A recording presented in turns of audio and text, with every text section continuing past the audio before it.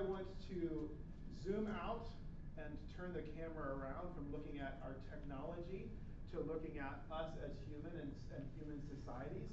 And this dovetails very strongly with the work that I do, because I'm helping business leaders steer their companies through the whole world, because we need to understand how the boundary of the company in the world, the profitability is generated. So we need to understand what's happening in society. So that's part of my interest in understanding as much as I can about the direction that all this is going. So in order to do that, I'm going to take us back to the beginning of time, or at least the beginning of human recorded time, and share some fun stories. Does anybody remember the story of Prometheus? Right, so what did Prometheus provide to humans? Fire.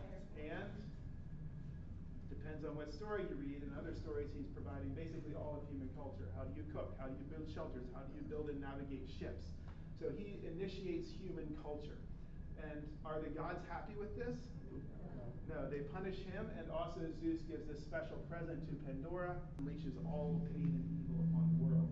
So the gods have always been very suspicious of technology and innovation. Humans have always had this fear that when we engage in new technology, something bad is going to happen. And we are right. So I've been looking at stories, and I could have used the Garden of Eden, Tower of Babel, the Egyptian things. I could use lots of stories, but we'll just look at Prometheus for the moment. There are some principles that emerge anytime a new technology is adopted by humans, and we can learn a lot by looking at how those principles apply to our current moment. So number one, there's this sense of a fall from grace. We did something that the gods don't like. And this applies to us as modern humans who may not believe in supernatural beings, or certainly we probably don't burn sacrifices to Zeus, because the gods are whatever structures the reality that we ourselves cannot structure. So whatever creates those hard constraints that we can't understand or move around, that is the gods. So every time that we unleash a new technology, we have to renegotiate the boundary between us and the divine. That's the second principle. Third principle is there is a hybridization.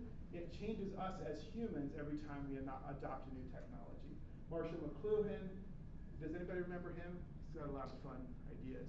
Anyway, he had this idea that every technology we have is an extension of some faculty of humans. So if I have a hammer, it's an extension of my hand. The spear, it's an extension of a knife that I had in my hand. And then in modern technologies, they're extensions of our senses.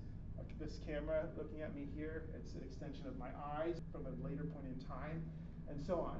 Kevin Kelly, most of you probably know, went so far as to say that the cloud, our identities and social activities in the cloud, is an extension of our soul.